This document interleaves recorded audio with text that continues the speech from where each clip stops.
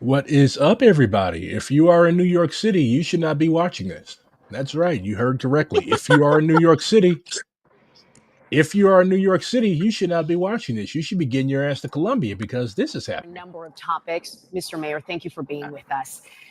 I fucking hate this man. Like, why does he think he's so fucking cool with that one stud in his left ear? And we want to start with that protest at Columbia. A group of protesters has entered Butler Library. They're Good. refusing to leave. The situation They don't have to leave. is escalating with pushing and shoving right now. This is Pushing and shoving because the pigs locked them in the fucking library. finals week. Graduation's a couple weeks away. So has the university reached out for the... That's one of the dangers with occupations. Like, it would be very, very easy for the pigs to just come in and be like, okay, you guys can't leave. They handcuffed the door shut, and now they're searching people and I think they've arrested one person, and they are trying to, like, determine who is there and who is not. Like, this is one of the most openly repressive campuses in America right now. One of the most repressive institutions. Like, Harvard is actually showing some wherewithal. They're actually showing a spine. Columbia just caved. So they're letting the pigs do whatever the fuck they want to do now. And yeah, if you go down there, you're going into a very dangerous situation, but it's necessary to support your comrades if you're out there. For help from the NYPD. And you also have this guy who's basically a puppet of APAC. The city plan to he's no good. He's not showing any spine. He just does whatever the hell they tell him to. Approach this, Mr. Mayor. Yes, this behavior is unacceptable. We are in communication with the staff there, and NYPD is on its way. And I want to say to parents, if your children are on the Columbia campus and participating in this, I think you should reach out to them. This is not what you do on a college campus.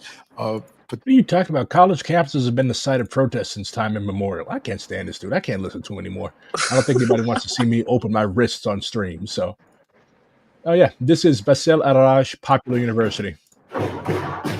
Like, even when I was in college, around 8-9 years ago, we had occupations. Like, we would go into the library during finals week. Like, that's what you do. Like, what's the point of just standing in a fucking far off corner of campus and just yelling? Nobody's going to hear you. The goal of a protest is to disrupt.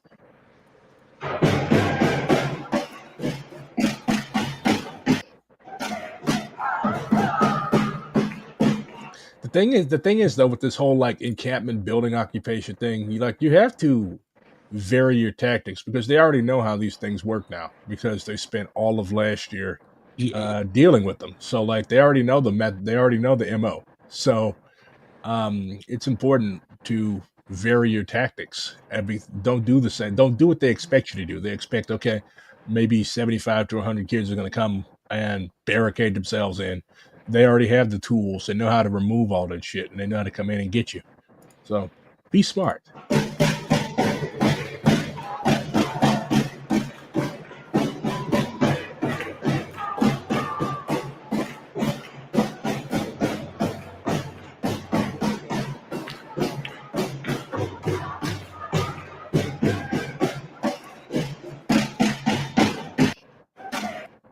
I have a thing for drums. I love drums. It's my Africanness.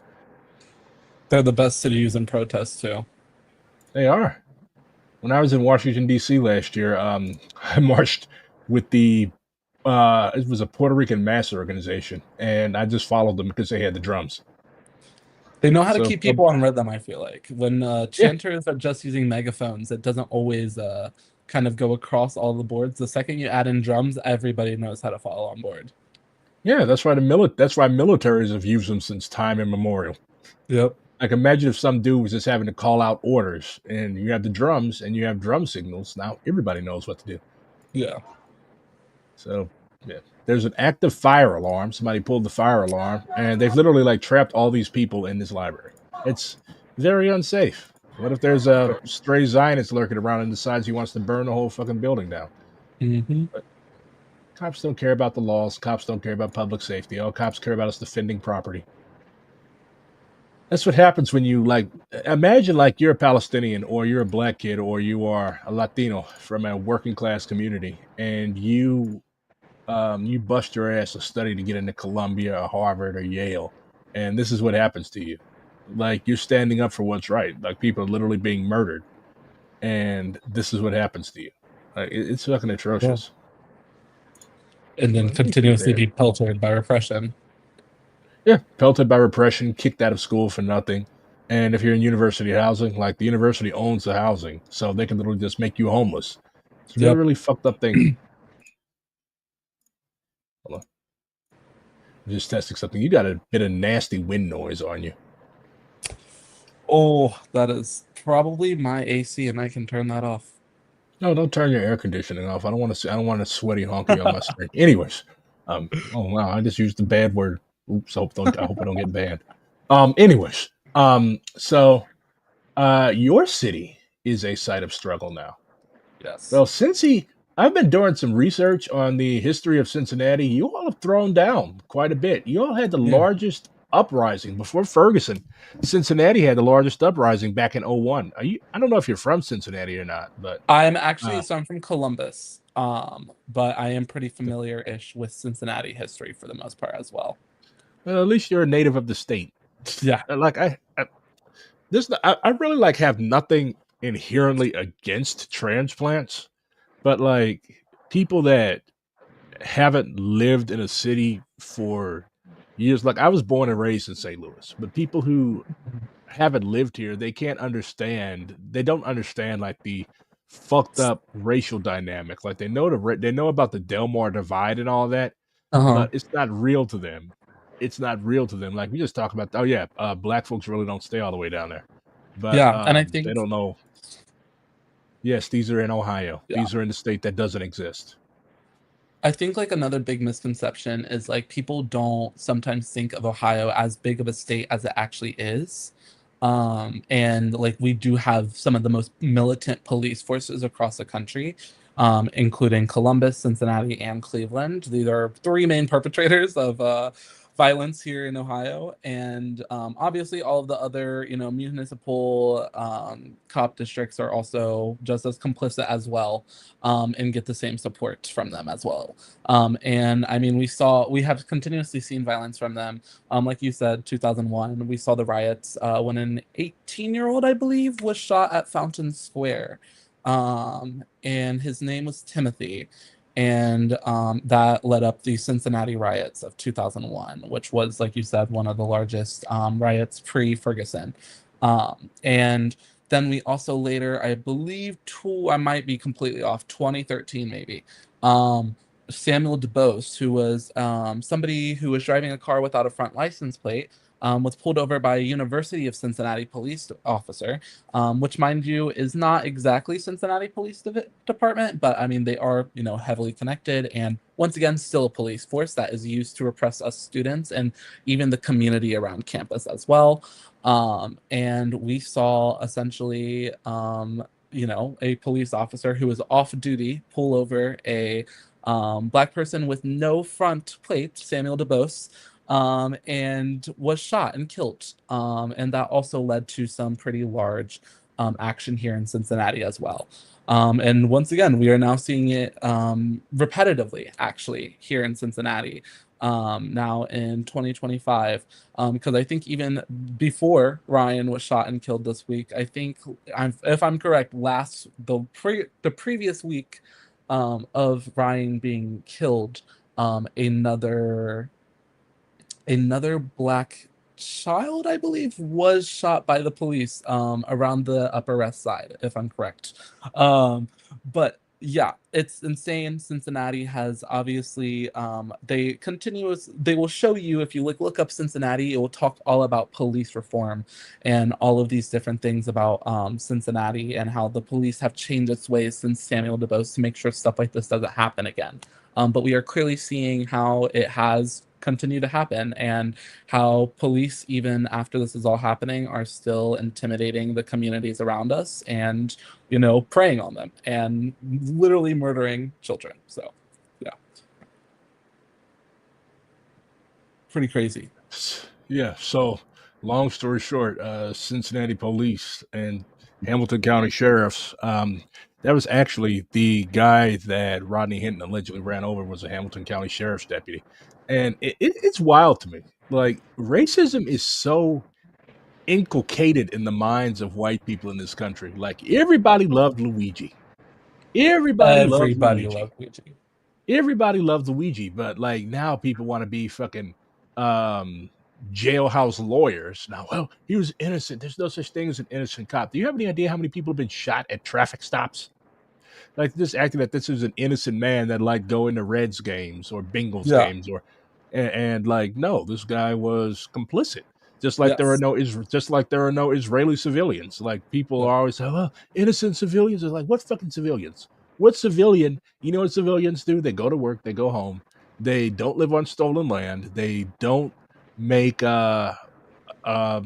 raves right next door to the world's largest open air concentration camp. Those were not civilians. Half of those people were on leave from the IOF.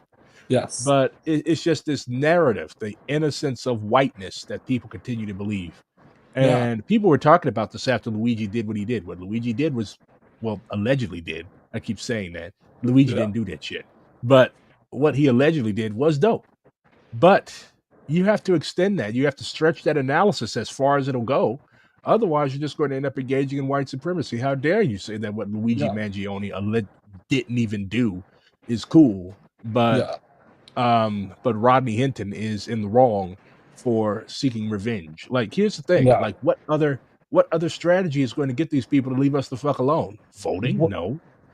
Like canvassing in cop neighborhoods? Absolutely not. Like, especially when there's like no action being done on his son's vengeance.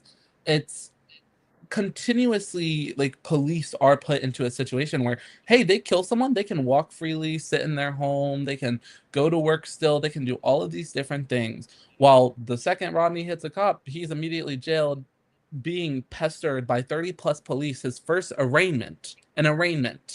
You know, like the first shit that you go through. Like, this isn't even charges, this is nothing. An arraignment. We have 30 people behind him, police. And then we show up to his bond hearing, and 50 plus police officers are flooding the courtroom, and some of his own family are denied into the courtroom. Yeah. We have a child that was dead, and it is completely just over, you know, going over the radar with this. And even at the end of the day, we have to acknowledge the fact of, you know, it's like, it's so hard because it's like, oh, but an innocent life was lost. You are in the police force. The Cincinnati police force, Columbus, Ohio's police force has a systemic history of racism. We have been killing Black people left and right in our police force for years. And I think it's just like we, white people specifically, need to kind of get past this ambiance of that sheriffs and people are like, these cops are people, you know what I mean? Cops are actively going into a system that they have the evidence to know that it is a corrupt system, that there is no change to be done in it. And yes, like, once again, like today, cops like who killed Tyree Nichols just got acquitted. Like, these are people who are going to be able to roam these streets freely here in Cincinnati, you know, and a murderer. And we also have multiple different police officers under investigation here in Ohio. One for choking a lady out in Washington Park. One for pointing a gun at a homeless person out just sitting by the metro station. Like, we are continuously having issues with our police force, and people continue to go and get jobs there. And you are putting yourself as a public servant, and then when the public servant dies from, you know, an very justified emotional reaction to when a whole system just kills his son and does nothing about it, that's reaction's going to happen, and it's not going to stop. And we need to do something further to change it, and it's not going to be by holding no bond and by arresting these citizens who are literally being like just basically mentally abused by the system prior to them even doing the crime, because you just killed his son and are doing nothing about it. The press conferences were bullshit. Everybody knows that you guys just fully opened a trigger on a innocent child, 18 years old. The fucking body cam footage, that's enough to drive anybody mad. Like, and they always lie. Or they always try to besmirch the reputation. Oh, he was in a stolen car. He was in a stolen. Okay, still stealing a car, even if he was riding in a stolen car, that's not a capital offense. And the kid was scared shitless. He jumped out from it was a few weeks after his 18th birthday. Hopped up, ran out from behind a dumpster. I saw no gun in his hand. He did not point anything. He was trying to get he was trying to get away at the cops, get away from the cops. Usually, if you're going to fight with the cops, you are going to turn and you're going to shoot. Or you're going to take up some type of position so that you can ambush the police. That's what the Black Liberation Army used to do.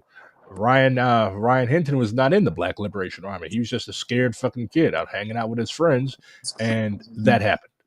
Yeah. And like, how dare you begrudge a black father, a black anybody, like after 500 years of bullshit, like one to the other of us is eventually going to get tired and say, fuck this shit. Like, not everybody is made to be like, oh yeah, I'm just going to settle. I'm going to cry next to Ben Crump on TV and I'm going to take my $1 million. Because some people, many people, think that life, a human life, especially the life of your offspring, the life of your flesh and blood, is worth a shitload more than $1 million that is rapidly becoming useless because the petrodollar is about to fall out. Anyways, so yeah, Tyree Nichols, they beat this dude to death. I'm not going to show the footage on stream, but also note that like all three of these cops are black. Back in the 60s and 70s, people were like, we need more black police in our communities. We need more black police in our communities. My uncle was literally shot and killed by a black cop in 1980. My mom was 5 years old. I mentioned this yesterday. But like Malcolm said that they will literally send one of us to kill us just so that they could say that we did it. And the more politically unaware of us will say that, oh, yep, must have been justice because it was a black cop that did it. So we have to be aware of the sneakiness of this neo-colonial system that we live under. Like, just because we have black faces in high places, although a beat cop isn't necessarily a high place, but still, they serve the same intent. They serve the same purpose. They serve the same purpose as the fat, red-faced Irish cop that is out. That's out fucking you up. So we have to, like, in DSA and in the left as a whole, we have to not allow. We can't let ourselves be continuously confused and distracted, because that's what they do. And the left is so caught up on these distractions, on these things that really don't matter all that much, on stupid shit, that horrible, bad things continue to happen and happen and happen and happen, and we have no response to them. I was actually going through some of the resolutions that are you trying to go to convention, DSA? Yes, I am. Yes. Everybody wants to go to Chicago. Why do they hold it in Chicago every 2 years anyway? Listen, I assume it has to do with venues and money because, DSA budget crisis every, once in a while. And shit. Maybe they should hold it in Cincy instead of Chicago. Chicago ain't a cheap city. I am actually a huge advocate of holding convention and conference in Cincinnati. It would probably or bring it to St. Louis. We could take bets on how many of the delegates end up getting robbed. Yeah. See, I think we just need a little bit of a change. Let's go to somewhere a little bit niche. I've been to the big cities. Let's go to fucking St. Louis, Missouri, right? Not Kansas. Yes. Okay. St. Louis is not in Kansas. What makes you think that St. Louis is in Kansas? You insulted me. Get the fuck off my stream. I'm sorry. It's Kansas City, and isn't Kansas City and Missouri and St. Louis, or Missouri and Kansas? You're thinking of East. No, I don't know what it is with like cities in Missouri, but we have our evil counterpart across the river. So yeah, St. Louis, Missouri does have East St. Louis, Illinois. That's across the river. It's a ghost town, really. Then you have KC. Then you have KC Mo, which is where everybody lives.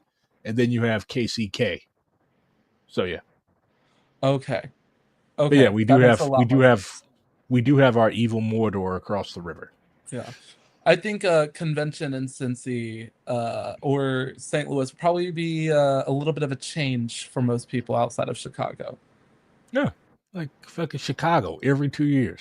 Yeah, there's only so much deep dish pizza and Malort you can drink and eat. I was gonna say, I've only been in DSA for 2 years now, and it's like that's all I've been to. Chicago. Oh, and Atlanta. Yeah. YDSA did take us to Atlanta last year, so that was a good one.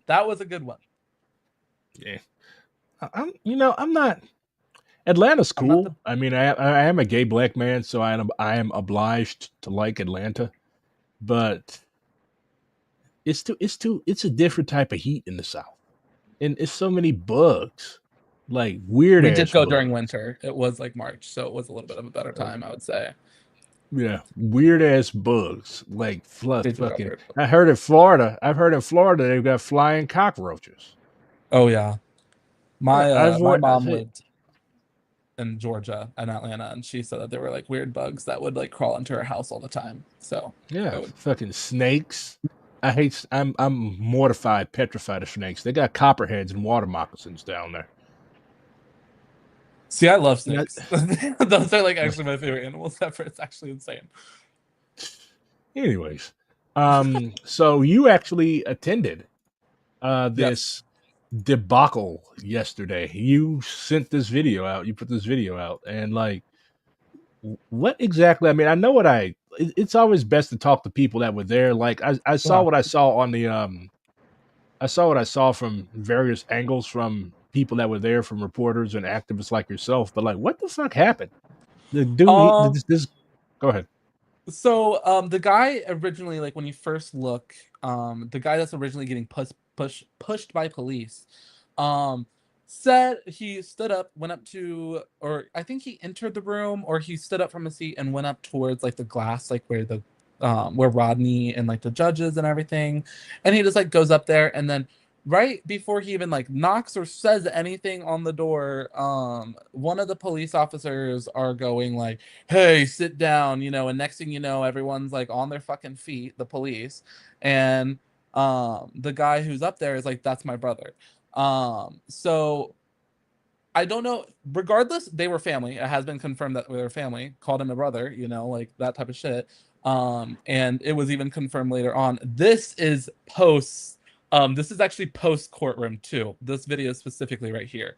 But yeah, so essentially once he kind of like refused to like not walk away from the courtroom glass, all of the police, mind you, we had 50 plus police in this fucking room, stood up and started going after this man.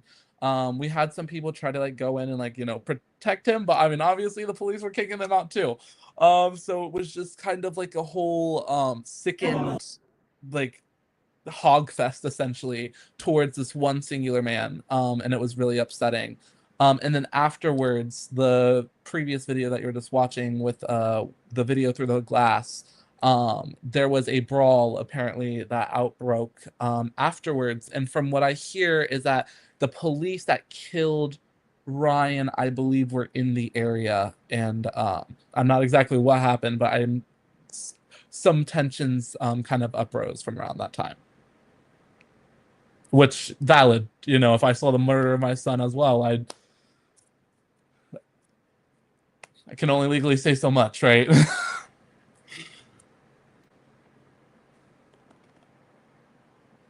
You are muted, by the way. You did that. I did not. Anyways, you did that.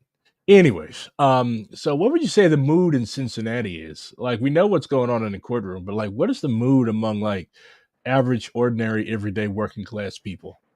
Because everybody I've talked to from Cincinnati has been like royally pissed.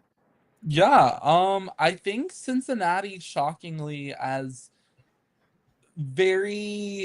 we have had a lot of activism issues here. Obviously, with stuff like Palestine, we have a huge Zionist community here.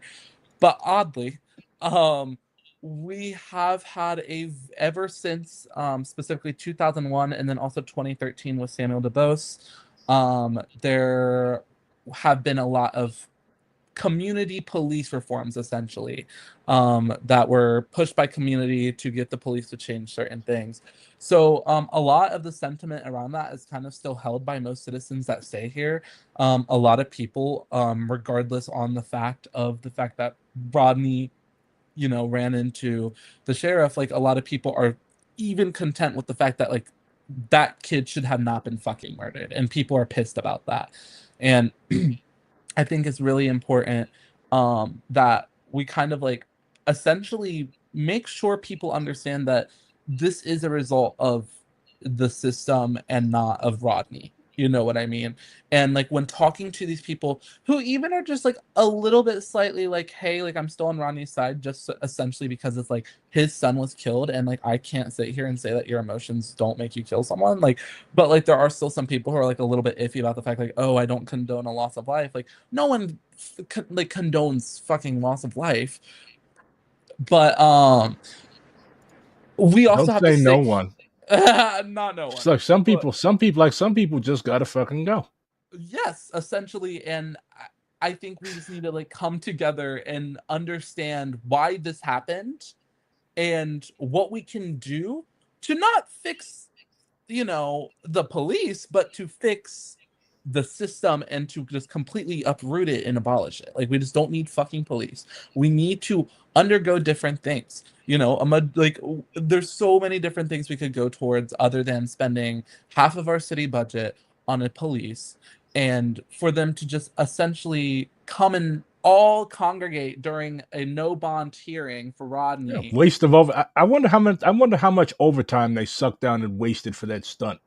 Yeah, I agree. We were all talking about it. We were like, they're all being paid here right now. Yeah, people have like to take that, off work to come in here. In uniform. Yeah, like I take like if I. And some of them were like sitting with like their like hands like kind of like laying on their gun, just like kind of observing. Like we are in a fucking courtroom. There are people sobbing because their goddamn like family member is being charged right now, and you guys killed their other family member, and you guys are holding onto your gun, looking around because oh my goodness, there's black people, there's students, there's this, there's that. The people, they cannot lynch fathom mob the fact. mentality.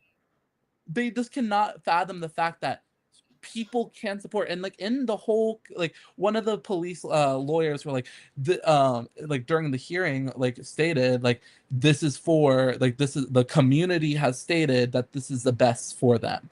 And it's like if you literally ask any working class citizen of Cincinnati, they are going to have a very, very different take than what this police lawyer had. Yeah.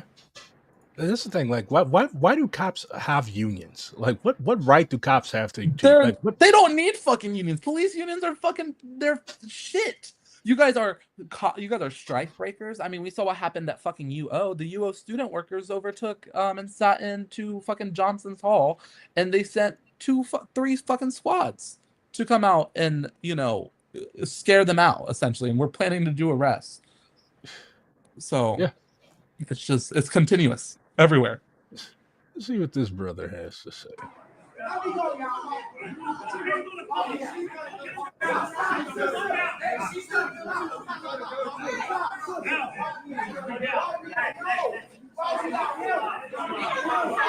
They need to go vote. They need to go vote. I got video of him messing with my brother. You can tell this is an extremely close-knit family. Oh, they're very close. We talked to the family. I just wanted my brother to see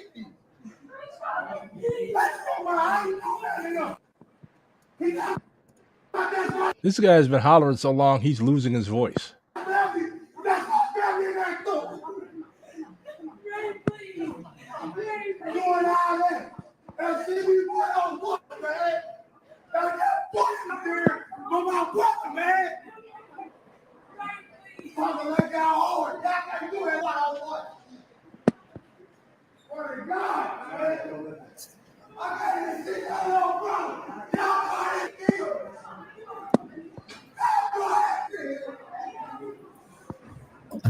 Right.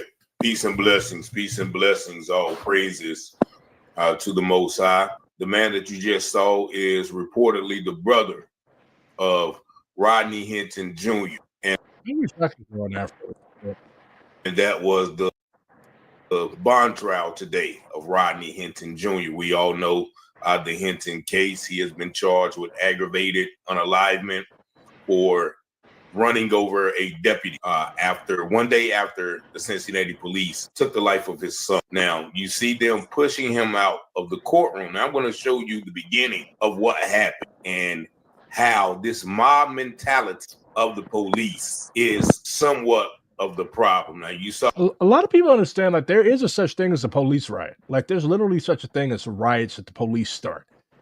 Like that's what they were attempting to do. You mentioned that they all had their hands laying on their guns, and like the police know that they have the power to instigate things that can basically enable them to do what they call earning their pay. Like these people, a lot of these people become cops because they enjoy beating the fuck out of people. A lot of these people enjoy becoming cops because they're literal fucking sadists. They want to be able to hurt people and get away with it, and they can do so as police. Like you mentioned earlier, these people consistently in Cincinnati and all across the country do horrific things to people. Like they want to, if they were able to, if this was the South in 1925, they would have wiped out this man's whole family. That's what they want to do. Like they did that to so many people. Like they would literally just storm. If your family lived on a farm somewhere, and I don't know, your uncle was accused of killing a white man, and they couldn't get your uncle because he was smart and he hopped the freight train all the way out to fucking California. They would just come and murder anybody with your last name that was black in the area. That's what they did. That's what they want to do. These like the dude mentioned, these people have a lynch mob mentality. You saw them pushing him out of the courtroom, and he made some valid points. He just only wanted his brother to see him, and you're going to see how that transpired in a few minutes. And he also mentioned that they have done this before. So I've been talking to a lot of people from Cincinnati, and they talk about how corrupt the police are, and how racist the entire area is, including the police. And you're going to see, if you're not familiar with the geography of the United States, I know we have a lot of comrades from overseas, but Cincinnati is literally right across the river from Kentucky. Like, Cincinnati is very much a southern city. Like, there's a lot of southern migrants there. It's a little bit further south of St. Louis, but that's what it kind of reminds me of. Like, pretty much every black person up here is one or two generations out of Mississippi, Tennessee, and Arkansas. So Cincinnati has that same kind of demographic going on. Like a lot of people characterize, well, Pittsburgh is technically the capital of Appalachia, but Cincinnati, if I recall correctly, like hovers around the Appalachian periphery. Yeah. Like some of y'all even have southern accents. Y'all even have Appalachian ghettos out there. We do have a lot of Appalachian, I would say. Like, there's a lot of Appalachian influence and southern influence here in Cincinnati, especially coming from Columbus, which, mind you, is only an hour and a half up north. Very different city in the sense of just like, the southern Appalachia. Columbus is much more like, I would say, even though it's like literally up an hour and a half, like it's very much more northern than southern. Like, it's kind of insane. So even though Ohio is northern, we do have a lot of southern, influx coming from Kentucky, Tennessee, Georgia, northern Georgia specifically, and then also coastal states. And also states like Maryland. Yeah. Well, and also in the sense of including like Lincoln Heights, we also have the first ever Black-run town ever to have existed, municipality, which is Lincoln Heights, which was also the town where a whole, community came out against Nazis and, kicked them the fuck out of their city, showed the cops like, hey, like, y'all cannot just fucking condone this shit in our fucking community. You guys are just coming in to a community that's not yours. And then they armed the fuck up and, now have a whole community resistance pack in their neighborhood. Like, it's beautiful. You know what I mean? Yeah, I actually interviewed a couple of comrades from community movement builders who work in Highland Hills. It's a area around Dallas, and like they've been doing this before, but yeah, like black people are really not with the shits in 25. Like it's the year of it's the year of an entirely new African nation. Like you literally got people walking around. This is an armed camp. Like y'all ain't coming back. Y'all ain't pulling that again. And I've constantly been like tripping dope off ass people. They're dope ass people. I just want to mention that. I've been tripping off like the stupidity of these. Not like, why would you hold a Nazi Ku Klux Klan rally or in the hood? Like, why would you do that? Like, it's like you don't want to live all that long. Like that's like me. That's like us going to go do a fucking Antifa rally in Harrison, Arkansas. Like it's not going to work. You're not going to have a good time. You're going to be hurt. You're going to be chased out. So yeah, but that's fair. Yeah, it's obvious. Like a lot of people have been predicting this, myself included. But like it's obvious that we're gonna have like something's gonna give. Like it's too many contradictions stacking up on top of each other. Like you've got the Nazis in the streets throwing their Nazi shit. You've got the police just killing people left and right, letting each other off for killing people left and right. You've got tariffs that are gonna jack up the prices on everything. You've got I saw earlier where the Trump administration is basically going to start hitting people up saying that, hey, your wages are being garnished because of your student loans. Yeah, now he's apparently trying to go fuck with Section 8. Like, why would you do that? Like, why would you fucking do that? So what's going to happen is people are not going to take this shit laying down because people are not going to be sleeping outdoors. They're not going to watch as their family goes hungry. Like the best communists are made by an empty stomach.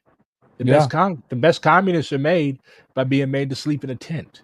The best communists are made by having your paycheck withered down to $150 fucking for 2 weeks because of garnishments. Yeah. Like, and what a lot of people have been saying is that Trump is doing all this stuff trying to piss us off so that we crash out and he can implement some type of martial law. I'm not that much of a conspiracy theorist, but I would not be surprised if that was his game plan, because he's already he's basically trying to remove population that that his little fascist buddies have judged to be surplus. Yeah. Except the thing with the migrants is like we actually need these people. Like that's another thing that's going to drive prices up. You gutted the fucking food processing workforce. Yeah. Now, yeah. And for fuck's sake, go ahead and come after food stamps while you're at it. And then you're ready for some shit. And I mean, like, especially like, for example, like I'm on Medicaid. So it's like it's been up in the air. Like, am I going to have health insurance at all? Like within like the next couple things? You know, I grew up in you know, not the best situations. I've always been on Medicaid. I've been on, you know, grew up on disability, stuff like that. Wow, and actually an actual lumpen proletarian communist? Yeah, a working class communist who also has worked full time since I was 15 years old. Because I've had to help pay my rent, my phone bills, all of this type of stuff. I was not the only worker in my family. And I think like, you know, having those experiences, I mean, truly come to the reason that I am the way I am. I don't sit for complicity. I don't sit to, you know, live in hell forever. I mean, I did live in hell forever, especially when, you know, I was not able, you know, putting my full energy into work, high school, and also getting nothing out of either of those things because there's so much going on in my life. And it's like when you see these other people going, even as outside of that privilege or outside of being, you know, in that aspect, I just don't see how people can defend the police in any aspect, you know, in these types of situations. And it's like police have never been a friend for me. Police have never been a friend for me. You're from the same demographic of white people. Like people understand, like white people. I mean, cops don't just kill black people. Like they kill poor white people, like Max over here for also. Well, I was like, you know, I grew up with heroin users and stuff like that, and they were always, you know, and also like that's a whole nother story I can get into because people will go ahead and call, you know, that family crackheads and all this, but it's like, okay, but like let's actually look at the capitalistic effects that have directed us to be under the situation that we were during that moment. Why were my neighbors hardcore drug dealers that were getting shot up all the time? Why were the police continuously surveilling our areas? Why did we have people in our neighborhood who were also actively watching out for the community at the same time? You know, like there's so many different things that happened growing up that it's like I see back to those things and I'm like I can directly relate them to what I'm currently seeing right now, even if it's not directly happening to me. And it also makes me realize like how can people not easily digest that information and take it in and support someone like Rodney? Support, you know, injustices that are happening. Why are we supporting the system in any way? You don't support Trump. Why the fuck do you support the police? You know? Like false consciousness. Like a lot of people have part of being an American is carrying all different types of baggage around in your head. Like you have people that'll literally like they'll defend Luigi. Hell, they'll defend Chris Dorner. But when shit it's abstract to them. When it's happening in their town, like when something like that happens in their town, or if you're from Dallas, something like Micah X Johnson, that whole situation. Like the amounts of dissonance that Americans have in our little brains, it's astounding. Like you have people that will literally say two very politically contradictory things in one sentence and expect it to somehow make sense, and then they will get mad at you when you're like, that doesn't make any sense at all. Where's the politics behind that? And I think that the reason why a lot of our comrades on the center and the right of DSA, like they have these political issues, like they basically think that politics or power is knocking on doors until your knuckles wear off for people like AOC or for people like Bernie Sanders. Because why do they do that? Because they think that that's what power is. Like their whole like our backgrounds are relatively similar, but like we're not like because I've said that adversity breeds ultra leftism. Like we didn't have we got reality as it is. We were not sheltered or protected in bubbles. Like I did not live in an upper middle class white neighborhood until after I turned 18. Like, I was gonna say, like I live in the grow up richest area I have, and that's being in Cincinnati. Like like I didn't grow up in like I did not grow up in a fucking rich community. I lived in one for a little bit. It was a pain in the ass. It ended up with me being on the Dr. Phil show.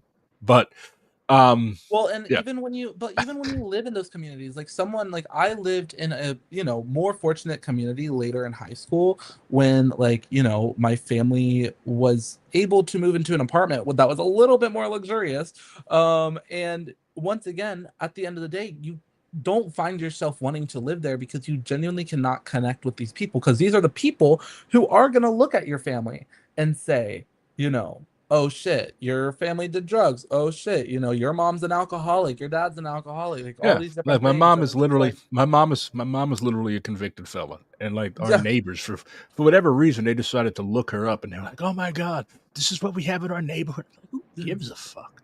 Like who gives a fuck? I guarantee like half of you motherfuckers are near about to be indicted for securities fraud. Crazy, because then it comes to like people like me where it's like, hey, my dad beat me for 16 years and he was a military veteran white man, you know what I mean? So it's like I tell this to people and people are like, there's no way your white man Davy veteran dad didn't beat you. Okay, but the second you see a little misdemeanor on somebody for unjustly being arrested or this and that, all of a sudden that's dropped out. Oh, but an uncharged abuser can walk and be fine.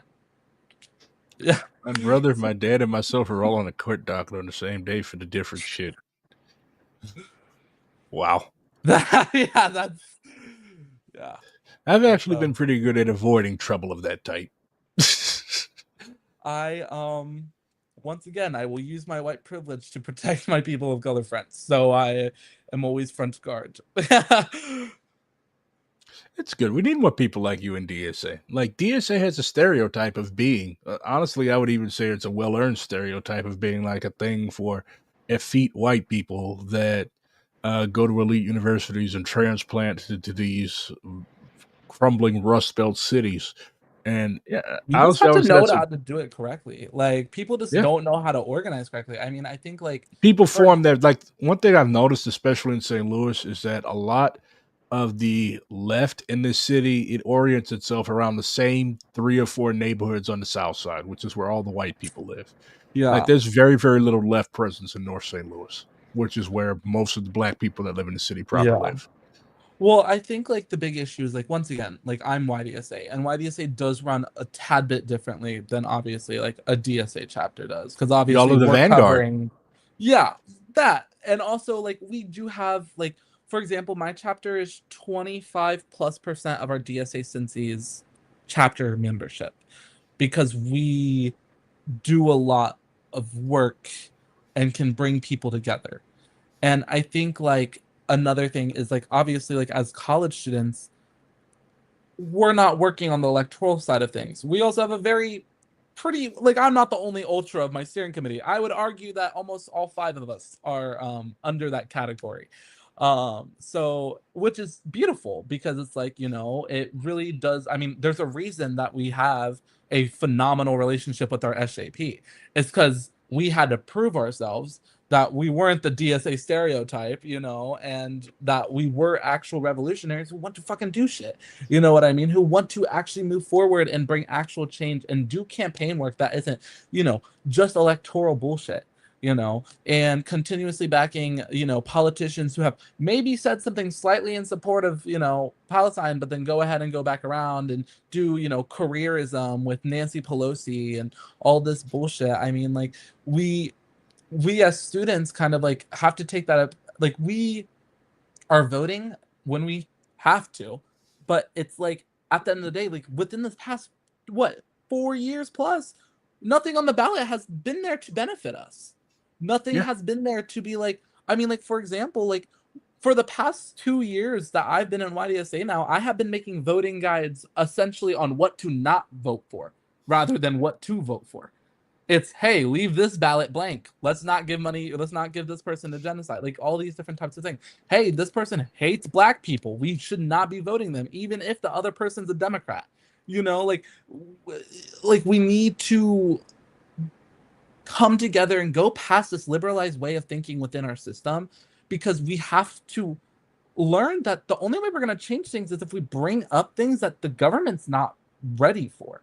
If, you know, these people are not prepared for us to organize like this. You know what I mean? Like, we have to come together and build solutions as a mass, like, group of people, you know, and bring in, you know, a force of, you know, citizens who are ready to actually go against the system and not just continuously go into the system, vote in legislative change. Like, hey, love and light DSA. Like, we have to kind of understand that not every single elected representative in Congress is ever going to be a socialist.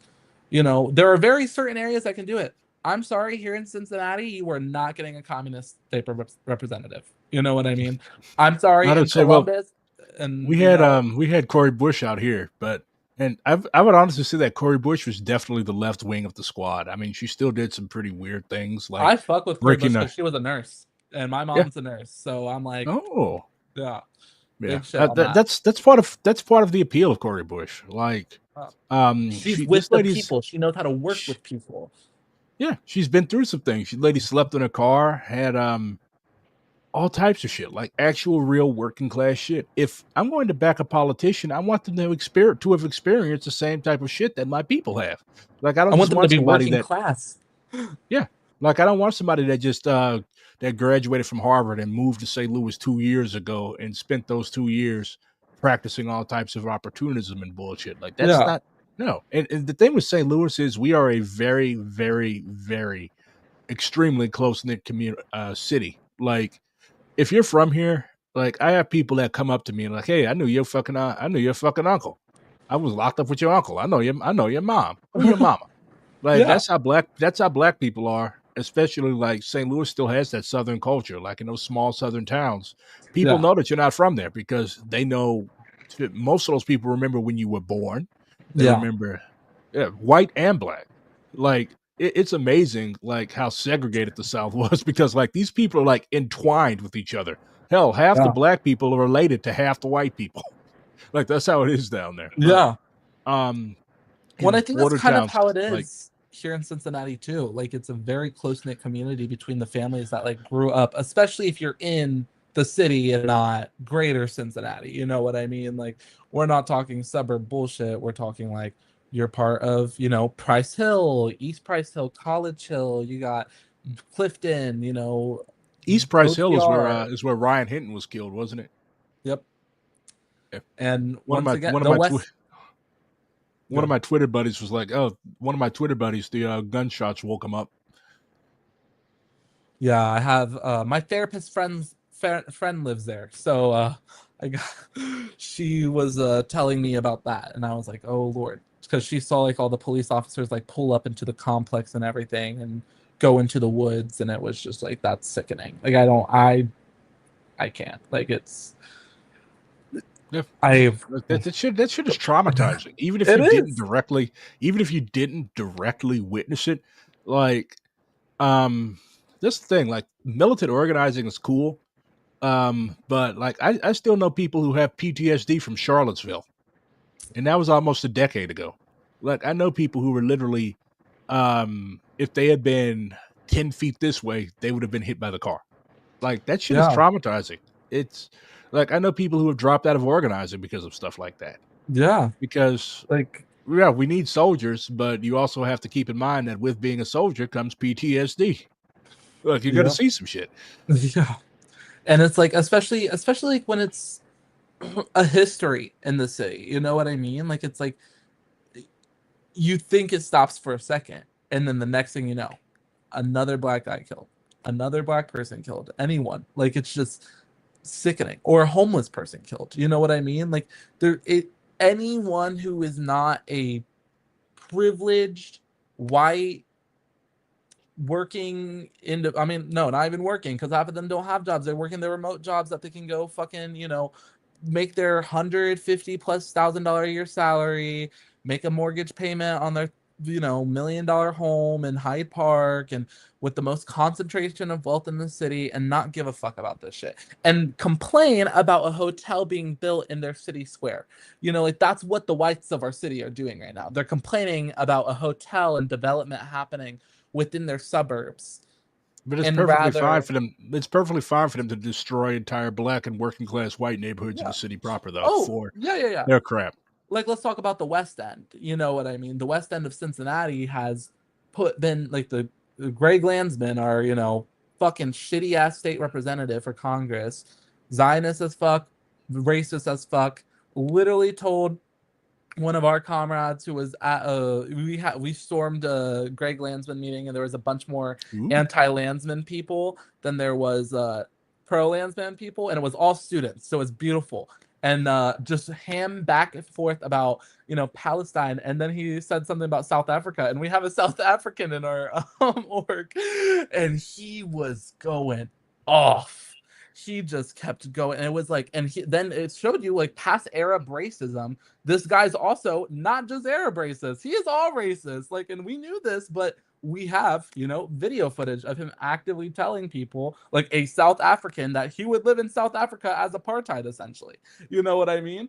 Like a fucking state representative telling a junior sophomore college student who is black from South Africa, whose family I was about to ask. apartheid. I was about to ask. Like you all are recruiting fucking Boers now. No. Goodness, and this, nobody voted. Only 9% of the city voted. Oh my god! So and that's Corey why Bowman. That's JD Vance's Vance's half brother. Yeah. On his dad's side or his mom's side, because I know his mom sold him for perks. So dad's side, I believe. so his dad was the Bowman. Yes. Yes. More people voted on the fucking infrastructure bonds issue than voted for mayor.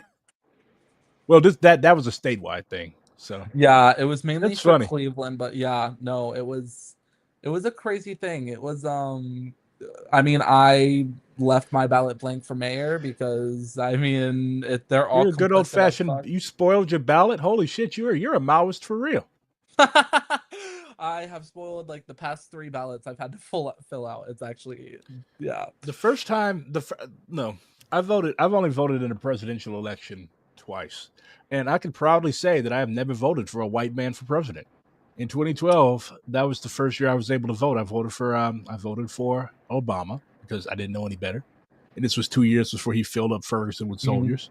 Mm-hmm. And then, that wasn't Obama. That was our dumbass Democrat Governor Jay Nixon. And then last year I voted for Jill Stein. So I have never ever voted for a white man for president. You want to know? So Jill Stein was invalid in Ohio, so I had to write in someone. I want you to didn't write me. Guess. Me? No. I have somebody that does that every year. They always write me in. I'm like, one of these days, I'm going to win one of these positions, and then I'm going to have to kick your fucking ass. what, pull the ACP bullshit? The what, county bailiff? Oh yeah, fucking halali. Yeah. I don't even talk. I don't even talk about those suckers. Like these people want attention. This is what I keep telling They people. Like you keep giving them the attention they want and crave. You're right. You're That's right. that's what feeds them. It is. But It is. yeah, they're But non-entity. Let them I engage in their delusions. ended up writing in. This isn't like genuinely what I believed, but just more of like I last minute found out that she was invalid by a paper that was next to my ballot station. And I was like, damn. So I wrote in Cornell. Oh, okay. My Yeah. grandpa. Yeah. I'm actually not related to Cornell West. Oh, okay. I was like, oh, okay. I'm the most gullible fucking person, so I would have believed it. I'm not gonna lie. No. That's what's... I am no nepo baby of any type. Yeah. So Yeah. what do you think Neither the am summer I. is gonna? Yeah, What do I think the summer is gonna hold in? Yeah, what do you think the summer is gonna look like? So I mean, gosh, I mean, hopefully, you know, I think right now what we're trying to do as like community orgs, university orgs, anybody who's involved with this is kind of how do we take this energy and turn it into action? And I mean, like I said, like the average person of Cincinnati is pissed about this. Your Twitter keyboard warriors that you see are not the people that you are averagely speaking to that know about this.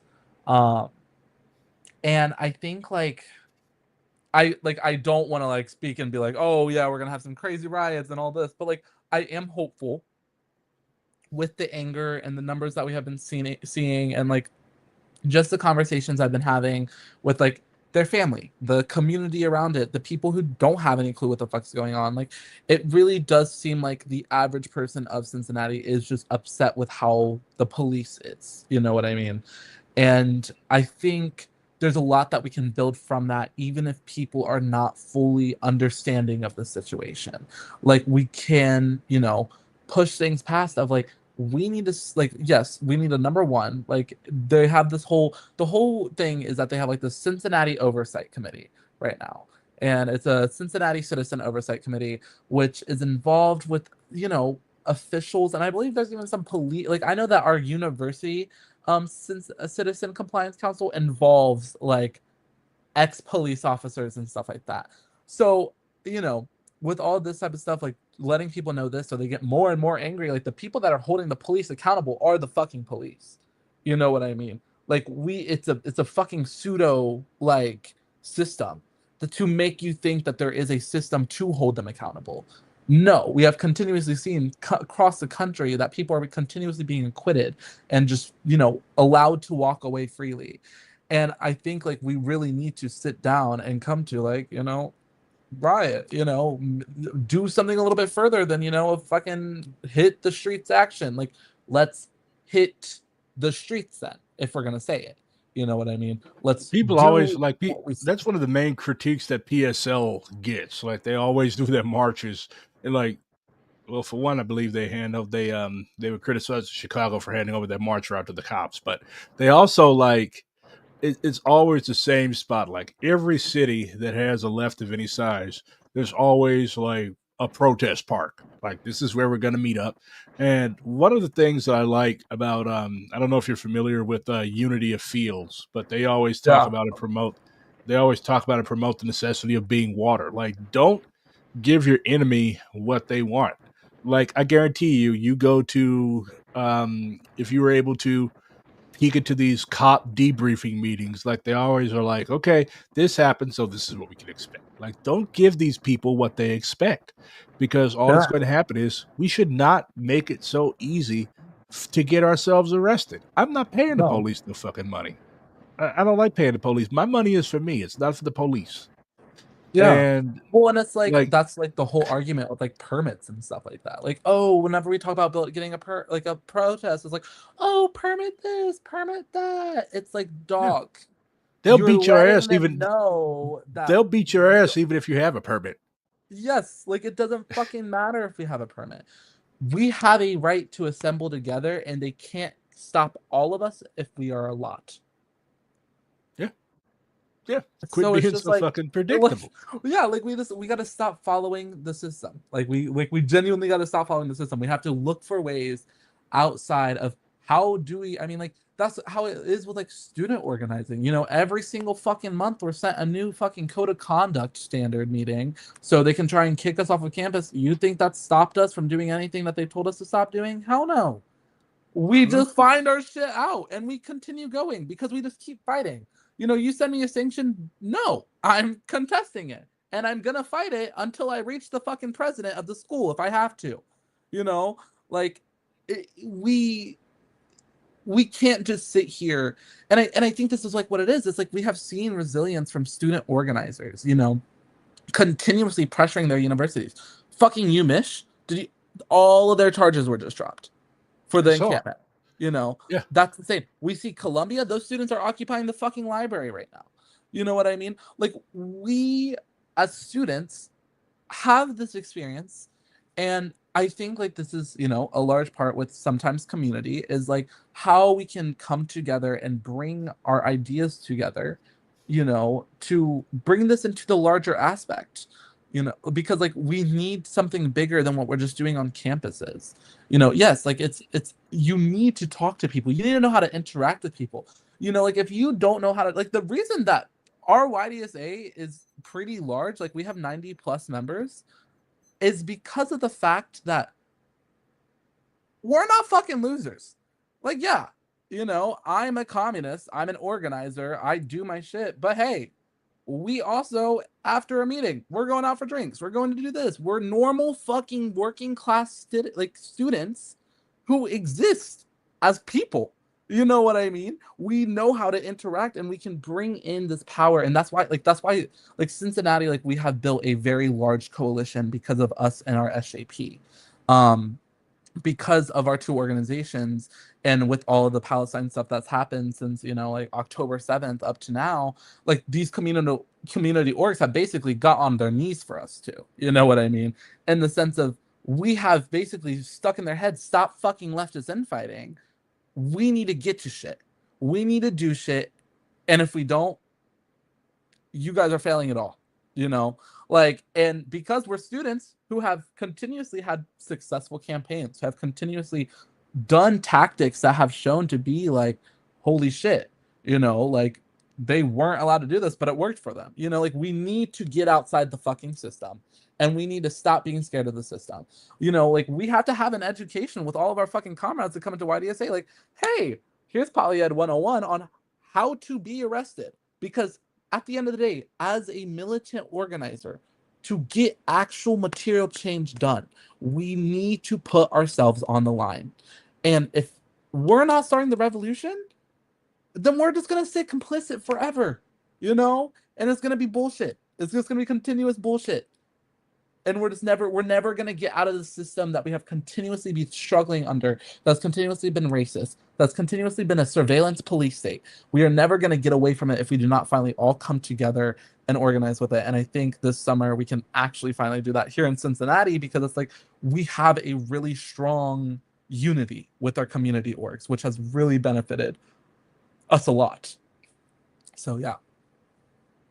Yeah, you inspired me to. I've read it again. I give this a reread like once a week, but this is Huey's The Correct Handling of a Revolution. And a lot of people don't understand like one of the key points. Like if a revolutionary must realize that if he is sincere, death is imminent due to the facts that the things he is saying and doing are extremely dangerous. Like it kills me when I hear people in DSA talking about, oh, it's not safe. None of this shit is safe.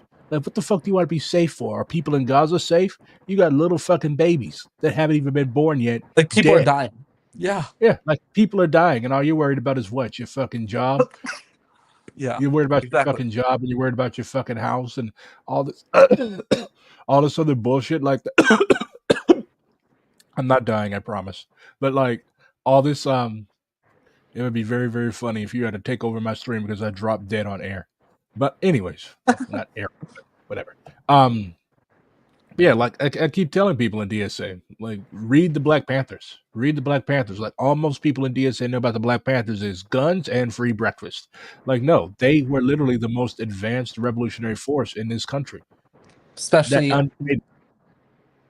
the way that they did mutual aid, the way that they did community work, all of it together has just been like phenomenal. Like, actually, that's the funniest thing, is that our YDSA is actually like, we have a lot of like people who have like kind of built the starting structure kind of came from the Black Panther Party, and I had like an entire like mutual aid committee. So it's like, it's funny because it's like that's literally what our YDSA kind of essentially structured off of, was the Black Panther Party, which was really cool, I would say. Yeah, I was watching some meme. The Democrats, I guess the Democrats have finally decided to turn over their Twitter page to the Zoomers among them, and it was a little Halo guy dancing around in front of your city's mayoral election results. Yeah, it's crazy because our Democratic Party is very hateful and Zionist. So they're just horrible. Like, our Democratic Party here in Hamilton County is like the worst people ever. It's actually like, our Democrats and our Republicans in Cincinnati are not different whatsoever. They are the same. They are one equal line, essentially. Well, the universal resides in city too. The universal resides in the particular. The Democrats and Republicans in Cincinnati are no different, because the Democrats and Republicans on a national scale are really no different. Like, they're going to run Fetterman or Newsom, or one of these other ghouls. Like, people that think that AOC is going to have any shot at winning a presidential nomination, they're wish casting. They're deluding themselves. Yeah, I agree. We really can't afford such delusions right now. Mm-mm. We really can't. Like, people are dying, and this whole arms embargo thing. Like, I've been struggling with some people in my chapter over this. Like, oh, you have to support Bernie and AOC, because, like, no, I'm not going to give support to actual, real, material, soft Zionism because we have the hint of a whisper of an arms embargo win 4 years from now, after hundreds of thousands more people have died. I mean, I just had a conversation with one of our SJP members about this, because they were like, yeah, like, Bernie's one of the better ones. And I was like, dude, you're a Palestinian. Come on, don't say this to me. I was like, dude, it's really, really sad when I have to be like, when I'm in a position where I have to talk to other people and struggle with them about their struggle. Like, it makes me feel like a piece of shit. It does, because I'm like, I don't want to sit here and just break your dreams of seeing this politician like this. But let me tell you, he will say Bernie all of this like he's literally a liberal Zionist. Like, Bernie is older than fucking. And then the thing is, like, Bernie is never going to run for president again. Like, this dude is older than fucking Joe Biden. Yep. He was born in 1941. Yep. He's old as dirt. He's not running for anything. Oh no, never again. All. I wouldn't be surprised if he fucking leaves the Senate. Like, dude is old as shit. Yeah. I'm shocked he's still in Vermont. Yeah, older than Israel. Exactly. Yeah, when Israel was still mandatory Palestine when he was born. But like the dude want to go, like, I just can't forgive him for he went to go live on a fucking kibbutz. Like, yeah. That's like going to go live on an indigenous reservation. Yes. And better yet, on stolen indigenous land, which is essentially all kibbutzim are. Like, a lot of people don't understand, like, Israel has a strong labor Zionist tradition. Like, these people identified as communists. Yeah, like Zionist Communist Party is there, yeah. Yeah, and Stalin, God bless him, like, he was literally one of the first people to promote the creation of Israel. Yeah, like, the weapons that did the Nakba, like, they literally came from the Eastern Bloc. The initial Israeli Air Force pilots were trained in Czechoslovakia. So, as communists, we have to wrestle with our whole horrible legacy behind all that stuff. For fuck's sake, we just saw the India Communist Party come out and speak out in support. Got to correct you. There's like 20 million Indian communist parties. The Communist Party of India, Marxist. Yeah, then that one is the one that just released like a statement in support of India dropping bombs in Kashmir administered in Pakistan. Jesus Christ, I post too much. I can't even find what I'm talking about now. I need to fucking lay off. I'm too terminally online. It's bad for your eyes, for one. Yeah. I found it. Here we go. Yeah. Communist Party of India Marxist Politburo press communique on Operation Sindoor. Operation Sindoor was carried out by the Indian Armed Forces with the objective of destroying terrorist camps and infrastructure in Kashmir and Pakistan. According to the armed forces, why would communists take what the armed forces say seriously? These strikes were focused, measured, and non-escalatory. You killed 29 people in Pakistan. How are they non-escalatory? And carried out successfully, one of which was a child, and carried out successfully in 9 places. In the all-party meeting convened by the Union government, all the political parties had extended support to the measures taken by the Indian government aimed against the terrorists and their handlers. Along with these actions, pressure should be continued on Pakistan to hand over those responsible for the massacre of innocent people in Pahalgam and to ensure that no terrorist camps operate from its territory. The Indian government should ensure that the unity of the people and integrity of the country are protected. That is chauvinism from top to bottom. Yeah. Yeah. Yep. And if you remove the header, I'd assume this was a Likud press release. Like, literally. Yeah. Yeah. And I mean, you cannot trust these fucking people. And I mean, like, that was even like, gosh, like communists, that's like a whole thing. It's like, we also have like this whole, embodiment of like, yes, like this is what communism actually is versus like, this is what fake communists are, people who are with revisionists. Imperialism. Yeah, revisionists. And I think like it's just like insane because it's like Bernie is once again a result of that, going to the kibbutz and all of that, like kind of very equivalent to like just being on occupied Palestinian land and also like a natural reservation, all of this. And it's just like it's upsetting. Like it's so upsetting. Oh, we brought up the Liberty Caucus. Yes. When do you want to join? Listen. Listen, after my NCC run. Yeah, okay. As long as you join eventually. Check out our reading list. Oh, we have the good Mao. We have the good communists in India, the Maoists. This is actually what we train our initial cadre on, the Marxism, Leninism, Maoism basic course, which I'm pretty sure you've read. This is what we train people on. We also have I read a couple of the writings. This one is really good. Philosophical Trends in the Feminist Movement by Anuradha Gandhi, cadre name Avanti. We've got stuff from the Communist Party of the Philippines, Aralang Aktivista. That one another staple. You've done some reading. We've got a couple of Jonah pieces. If you know Twin Cities, I'm very close with their YDSA chapter. Mm-hmm. So UMN, I was gonna say they're the Maoists that have gotten me into all of the Mao type literature. Me and Isabel and Joel. Yeah. Okay. Yeah. No Isabel and I know Joel. Good people. Amazing. You move in good company. This is also necessary. Those are good ones.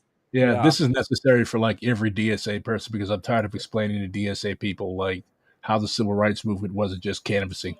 Yeah. Yeah. Then of course we have Mao because we are Maoists. We've got Lenin. We've got Marx and Engels. One person when we launched came out and was like, "Why do you guys not have any Marx or Engels?" And they literally did not scroll down far enough. Shout out to Isabel who made poor Marx sick. Oh yeah, I love Isabel. She's like one of my favorite people ever. We've got JMP and we have Bai Ching and this Swedish motherfucker, Torkel Larsen. Actually, our number one book on my weaving list that I give new members is Rethinking Socialism. So I think that's funny. Based. Yeah. Jesus Christ. I think Cincy is going to be our second Maoist branch. Cincy, our least left tendency is just a basic ML, if that helps you out. Holy shit. Yeah, like we go from it could have been some Purdue people, to be honest. LOL. Yeah, don't hang out with boilers. Yeah. But our chapters, I would after conversating with other YDSA chapters, We are number one, a very left chapter, also a very uncaucus chapter. Y'all should caucus. Well, yeah, we have Constellation right now. We have 2 people on Constellation. This is like prison. Everybody got to click up. Yeah, I know. Well, I'm like, our DSA chapter calls us a caucus block, whenever we go and vote. They sometimes may not like that we're more left sometimes, but that's a different story. I love how liberation people just come and hang out in my fucking stream chat. I'm doing my job, guys. I'm helping recruit people. Don't worry. But yeah, we are opening up applications on June 1st. June 1st? Send it over to my Twitter the second you open it. Why? So you cannot fill it out? So I can fill it out. Oh, okay. Who knows? Awesome. Well, if you ain't on the bullshit, then excellent. Who knows? So, something I was about to ask you. So what do you think is the path forward for DSA? We've got a convention coming this August. Hopefully you and me will be able to meet there and bullshit. Yeah. One of the things about going to convention that I'm looking forward to, Gato, you are disgusting. You're watching mukbang videos? Gross. We're just a bunch of degenerates. We're just a bunch of degenerates in Liberation Caucus. Don't join us. But anyways, oh Lord, what are you pulling out? Please don't pull out a gun. Please don't pull out a gun. Oh no, it's just my card. It's my phone. Okay. Computer charger. I was about to say. Anyways, so what do you think is the path forward for DSA? Like, what I think one of the benefits of convention is that like the left will be able to actually get together and like hash this shit out. Because one of the things with the left and DSA is we have our caucuses, but we're also like, we actually need to work together. One of the reasons why the right is able to keep forcing this shit through is because they're disciplined, they're organized. Yes, they absolutely despise each other, but when it comes to pushing through their rightist agenda, they know how to get together. Yeah, I mean... Hey, look, you've got a new member. Oh, yeah! Please do. And once again, if I don't win NCC, I will be running for steering committee. So there's that. But our Cincy DSA is a chapter that has a lot of potential, and we have a huge city of struggle. We just need to know how to talk to people. So if you wanna help out, that YDSA finally has a summer to infiltrate. Infiltrate. If you're a DSA Cincy member watching this, please don't grievance me. But I'm surprised I haven't got a fucking grievance yet. I am surprised myself too with myself, because I apparently cause a lot of issues. Hey, same. But we could start an issues caucus. We could. The biggest issue starters of DSA. Oh my goodness. But yeah, like for DSA, I think I mean, obviously everyone recently has seen the resolution come out by BNR and Groundwork talking about running a socialist president. No. I personally don't think we need to go that way. Absolutely not. Waste of money, waste of time. Waste of money, waste of time, waste of resources, waste of chapter work that we could be using towards actual organizing. And like truly, I don't think we're at a point where we should and can do it. And we don't even have a fucking party. What business do we have running a presidential candidate? Like all that's gonna happen, I could tell you, I could run you play by play how that's gonna go. We're gonna end up with a bunch of imperialist ass unions. Like one thing I noticed when I was looking at that resolution, for one, there's really no definition of what exactly a socialist is. So are we talking Bernie? Are we talking AOC? Are we talking like a Claudio de la Cruz type person? Yeah. Like what exactly are we using to categorize a socialist? Then two, like it's just opportunism from top to bottom. Like, okay, let's just get a bunch of yellow ass unions in the room. Like my first question, if you put me in the room with UAW, why the fuck did you all not heed the call of the Palestinian trade unions to strike? Why are you all striking now at Lockheed Martin because y'all's cost of living bullshit? That's my first question. Exactly. Like unions that do not uphold real anti-imperialism are not real unions. To where shockingly, we have unions like fucking SBWU who are doing walkouts for, ICE deportations. And like I worked for SBWU for 3 years, and when I tell you my of course you did. experience, You have the look. Of course you do. Do you oh, know? Do you know Tyler? National SBWU. Well, I don't think he's with SBWU anymore. Keeling. I may have seen the name before. I don't know if I know them directly. Yeah. But I was a national delegate for 2 different stores. I was fired 2 different times for unionizing. Worked, whole thing, SBWU, and they were really fucking radical or like union. Like SBWU is the queerest union in the fucking country. Dude, and it's actually insane. Like it's like you walk in and it's like I remember my first ever like the ACP convention. Doesn't like y'all. The ACP can't stand y'all.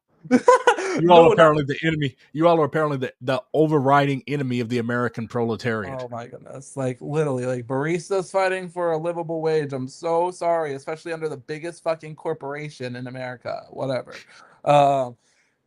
So working with SBWU was the best time of my life because the union itself was actually leftist. Like, yes, Workers United, and like SEIU, it's kind of like a mix of the two. It's really weird.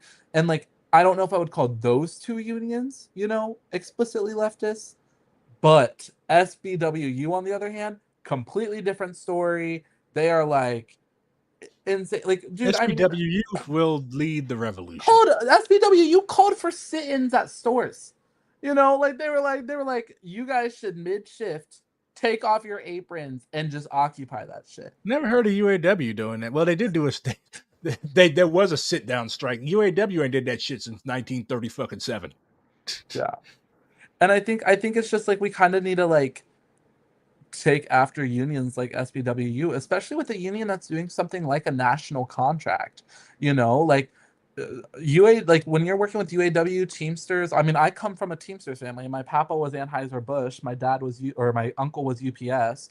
Like Anheuser-Busch was in St. Louis mentioned. Yeah, yep. I was gonna say, like, my papa, he was part of the Columbus plant. My uncle was still a part of the UPS Teamsters, and it's like, you said papa. Your family's from Appalachia, aren't they? Yeah, we're all like Ohioan as fuck. You've got some hillbilly DNA somewhere. My papa's Southern Ohio. So if that tells you much, if you know where Portsmouth, Ohio is, kind of. Why would I know where Portsmouth, Ohio is? Yeah, you probably don't. Ohio University, Athens, Ohio. Every state has an Athens. Yeah, you're right. I know of Athens, Georgia. I didn't know Ohio had an Athens. Yeah, Ohio does have an Athens. But yeah, so like we, I mean, I grew up in a union family. I worked in a union, and like after seeing these different things, I'm like, yeah, we kind of need to change our strategies. Like labor organizing is not the way it used to be, and we need to once again. I think labor can learn a lot from the student movement, especially previously, and can use that towards their workplaces. And we haven't seen that really done yet, but SBWU did it. So it's really nice. I love unions and I love working with unions. I am a union lover till the day I die, and I actually just applied to become an intern at Teamsters today. So hoping we get that, and enjoy working under SOB. Oh, luckily it's just my local. It's a local internship. It would just be under my local leadership, and I know my Teamsters local, and they're militant. I don't like SOB, but it's more for the am I gonna unseat SOB? Actually, at this point, with my fucking family history and Teamsters and my fucking organizing experience. Wasn't Sean Fain's dad a cop? Sean Fain? Yeah, wasn't his dad a cop? Oh, that's UAW. Sean Fain. Let's see. Yeah, let's do research. We do research together. Yeah, he was a police chief of Kokomo Police Department. Fucking pig. Which is so funny because our chapter co-chair is from Kokomo, Indiana too. So that's so funny. The only reason I know where Kokomo, Indiana is because of that fucking Beach Boys song. Yeah. I think I watched like a Muppets thing when I was a kid, and they were playing that song on there. Oh yeah, I never really. I didn't. So funny story. I barely knew of like UAW until like 2020 when Black Lives Matter riots were happening in Columbus, Yeah, and why are you calling them that? They're not Black Lives Matter riots. Black Lives Matter, the organization, had nothing to do with that. They were too busy buying mansions for themselves. yeah, that's true. Well, local organization riots. That is true. The Black Black Lives Matter. Revolutionary Movement riots. Yeah. Black Liberation Movement. BLM stands for Black Liberation Movement in this house. Oh yeah, Black Liberation Movement overall in not Cincinnati, Columbus. That was the first time I ever interacted with UAW, and I don't listen to the Beach Boys. I listened to one song by them on the Muppets when I was a kid. Why are you all so quick to judge? it's because you're gay. Yeah. I'm doubly oppressed. I suffer as a result of being a homosexual, and I suffer as a result of being black. Yeah. You know, I actually do not think about being gay all that much. Can I be honest? I actually was just telling somebody about how this is actually going to get me canceled. How being gay isn't as oppressive as it used to be. It isn't. We're basically the aristocracy of the queer movement. It's like the queer community. Yeah, and it's like I call out. like this is a lot of my like gay friends for like I don't know acting a little bit too oppressed for their sexuality. That's a white people thing. Yeah, it is. You ask any black gay person, chances are they're going to tell you, no, man, I'm oppressed mostly because I'm black. Especially like me, I come from poverty. It's like a lot of my working class status oppressed me more than my sexuality. Like the last thing that was considered was my gayness. It was the fact of, oh, you were broke as shit. You can't do anything. Like, oh, you don't have access to education. Oh, you don't have access to healthcare. You know what I mean? Like, it wasn't my gayness. It was the fact that I was lower income. You know what I mean? Yes. Like, yes. And it's just like we kind of have to, wait. I tell my chapter all the time. I say, if you're gay, you need to use your gay privilege because you have privilege. What privilege do I get from putting my dick in other men's asses? None. Exactly. None. Yeah, especially if you're white. Well, I mean, like our trans. I mean, like I think like also it's like another thing of like a lot of like when it comes to me, like a lot of my queer activism focus on trans people because I mean they're the people that are actually actively being oppressed. Yeah, they're basically Jim Crow laws applying to trans people. I was going to say, and black trans women are the most affected by all of these too. So it's not only it's a trans issue, it also goes deeper into a race issue, and then this also goes back to police and brutality. And there's levels to this shit. Yeah, like, and it all goes back to Rodney. Like, it all fucking connects. It's fucking sick, bro. Exactly. It's dialectics. It is. Dialectics. But it queerness is not like like I said, like transness, like that's being criminalized, that's being all that. But I was like, ever since like especially in like the past years as I've been like actively organizing within the past 4, like I have my right to marry currently, and I don't even want to get married, and I also don't really care that much. I haven't found anybody insane enough to marry me yet.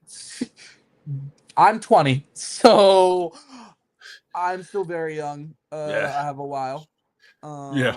It's not fucking 1872. You don't have to.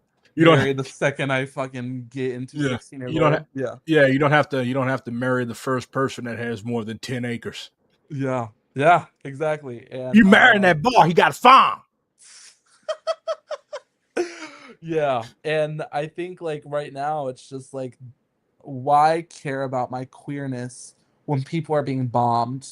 When like that's the whole thing is like when people talk to me about like my sexuality when it comes to supporting Palestine, it's always, oh, but this and that.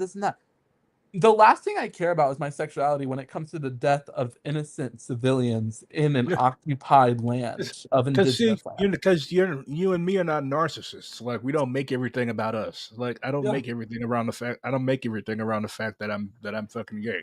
Like, there are what, 7, 8, 9 billion people on this planet. Yeah. My goal is to prevent as many of them from dying as possible. My goal is not to aggrandize my sexual orientation. Yeah, And and that's the thing. I think a lot of queer people in the West, a lot of gay people in particular, are extremely narcissistic and extremely capitalist minded. They fail to have any real politics that does not center around their own little personal picadillos and stuff I like that. mean, You have to there's a have reason we see lesbians on the front line and no one else. You know what I mean? Like, there is a very clear reason. And many of us gays were also like really, really bad at standing by our trans comrades. Like, there's like that whole LGB thing. I'm like, no, like, shit. Trans women made Stonewall a thing. Yes, They have always been by our side. They were the ones that helped lead the vanguard, the fight for our rights. Trans sex workers, we cannot cut them out of our history just like that. That's fucking horrible. The queer community does not exist without trans people, and there's a large community specifically in Western, countries who do, completely just diminish the fact that trans people existed essentially and were key parts of, movements for queers. And I think that's why you still have, transphobic gay men always, being weird and shit. And those fucking old dried up ass queens. Like, it's just like we really need to come to a. And you figure these fucking old heads, these old queens would be like a bit more sympathetic because these motherfuckers survived AIDS. They know what it's like to have been pariahs. Like, yeah, and you want to know why gay men survived from AIDS? Because it wasn't gay men; it was lesbians. And lesbians were actively discriminated a lot during that time period by gay men. And I think that also just comes into the misogyny part of things, and the whole like hegemonic like white man still is a white man regardless on what you change about him, and I think that's like a really sickening part of just I look at it like as a gay man 40 years ago.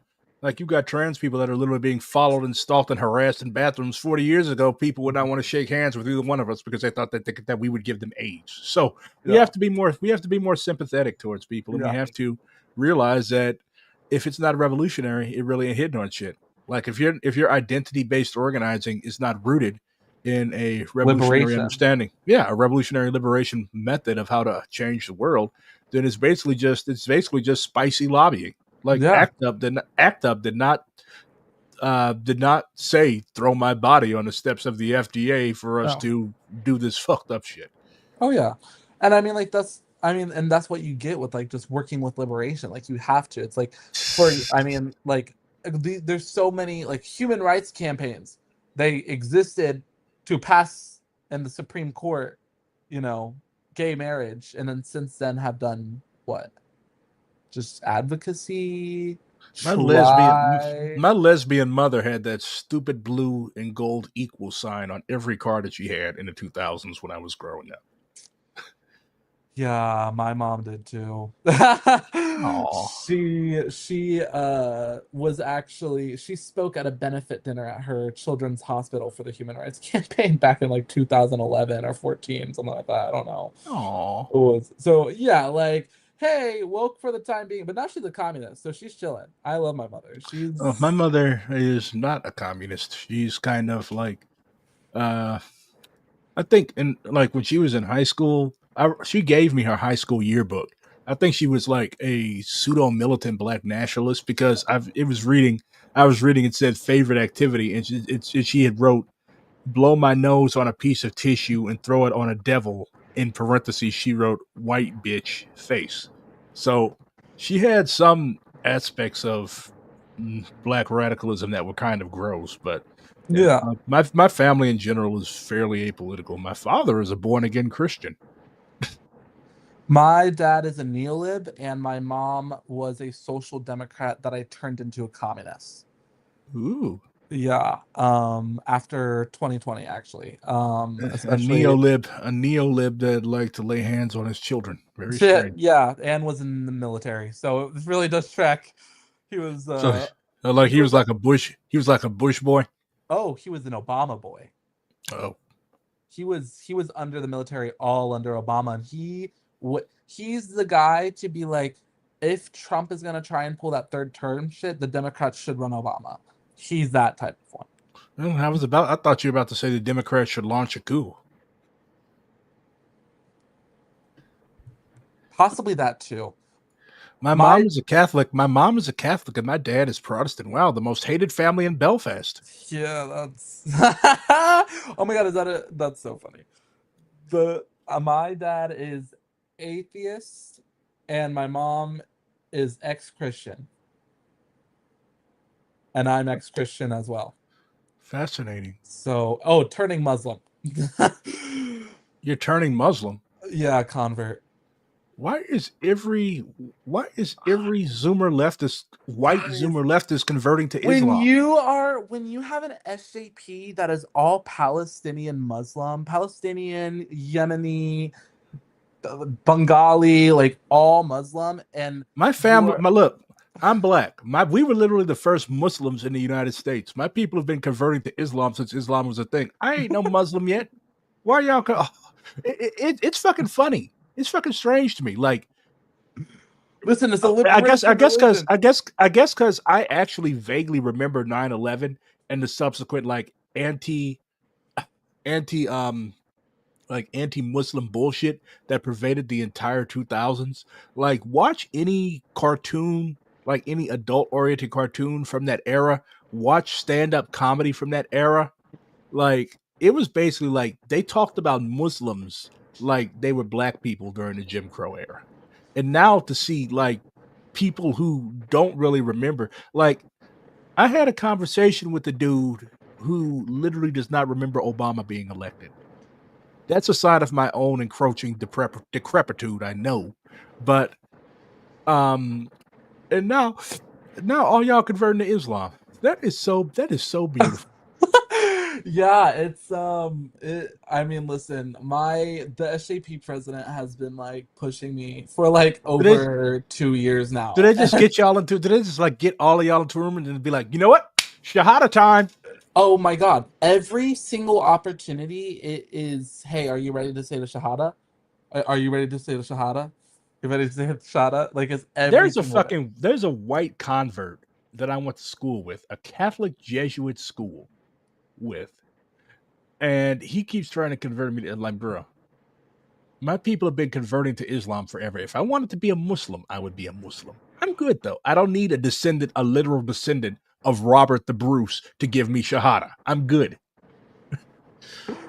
See, the community I'm around, it's just like, honestly, for the most part, it's like I haven't fully converted just solely in the fact of like, I will do like all of the Muslim stuff with them. I'm just like, until I am like internally fully ready to actually convert and practice fully as a Muslim, I just feel disrespectful, like taking it on. Like without that's what I tell people. Like, I'm not a Muslim because I would be a shitty Muslim. Like, I'm sorry, I'm a faggot. Like exactly. Like, I don't know what else to do.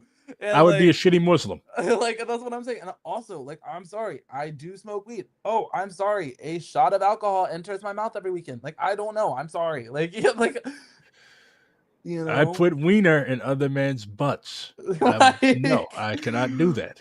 And that's and so there is a pretty decent growing Muslim community though, like queer Muslim community. Oh, well, yeah, because I mean, at the end of the day, I'm vegetarian. I don't eat pork. The not eating pork would be easy. Pork is a disgusting creature. I've been a vegetarian. Like, it's amazing how many like people, like how many black people, even though like I was never a member of the Nation of Islam. I wasn't raised in the faith or anything, but it's amazing like how much their dietary restrictions have impacted Black American culture. Like, not eating pork, I can fucking do that. Yeah. Pork is disgusting. I hate pork. I could be a Turkish Muslim or a Bosnian Muslim. Yeah. My Bosnian coworker, I caught her fucking eating on Ramadan. I didn't say nothing to her because, like, I'm not a Muslim. I have no right to criticize. But I was just like, so y'all don't keep Ramadan, huh? No, she does. But I think if you have like a medical restriction or something like that, but like Bosnian Muslims really are not all that strict. Like they drink their asses off.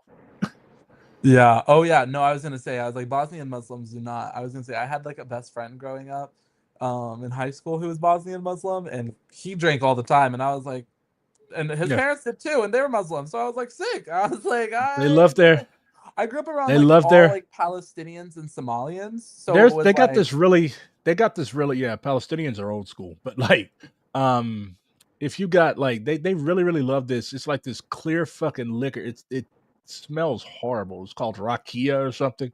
And they drink like my aunt used to date Bosnians, and that was, if I recall correctly, the first alcohol I drank. And that shit, like I thought my eyes were about to pop out of my head. But they love that shit. It's like plum brandy or something. interesting. That's why I do not drink alcohol from foreign countries. You don't know what you're gonna get into. Yeah, that's what happened with me in Mexican tequila. Lightweight. Because you think it's great in America until you go to Mexico. Yeah, where they drink that shit like mouthwash. Yeah, not even mouthwash. They drink it like it's water. Like I remember seeing a and their clear tolerance glass is higher. and assumed it was water, and I drank. Why would you drink that? Because I assumed it was water. It was clear liquid, and the first thing I thought to my 18-year-old Don't you know what the water does was, to you down there? No. You want to die? You wanted to give yourself diarrhea? You're just gonna pick up. Yeah, I'm in fucking Mexico. I'm just gonna pick up a random glass of water that I have not seen poured out the bottle. I'm just gonna pick it up and drink it. It was by the bar. Oh, okay. And it was by my mom, so I assumed it was water. Okay. Yeah. Gotta be careful. Yeah. So let me guess, Wade. You're Episcopalian, aren't you? Your parish is like 80% old gay men. That gives major Episcopalian vibes. How the fuck do we start talking about religion, anyways? Because we were talking about organizing, and I organize around SAP, and they're all Muslim. Anyways, see, I'm getting old. I'm 30 years old and I already have early onset dementia. Fuck me. It happens. It happens. Well, no, that's not early onset dementia. That's ADHD, bro. Yeah, essentially the same thing. I don't like you. Listen, I have ADHD. I also have dementia. Now, don't call that evil fucking spirit on me. Religious people are good at organizing. Yeah, churches basically are giant mass organizations. We have some dope-ass churches next to us. Who do you think is going to be the next pope? Oh, I really like that Filipino guy. No, I like this Filipino guy, but for some reason, realistically, I feel like Sara is going to win. Sara, who is that? Cardinal Sarah. Anyways, I don't care. I'm not Catholic. I don't know, but my question is, do you think they're going to continue with the... Hey, that's not true. That's not true. A lot of good organized... Philip-Pope. I want a Philip-Pope. Yeah, no, I want a Filipino pope too. Tagle would be really cool. But most, I would say, it's either going to be Sarah or Tagle, I would say. Yeah, and like people, it's funny because all the tradcasts, they have put aside their racism to support the Ghanaian dude. I think his name is Tucson, because he's extremely, extremely conservative. So they're like, yeah, we'll take a black pope. Gonna be the biggest issue is that they're gonna...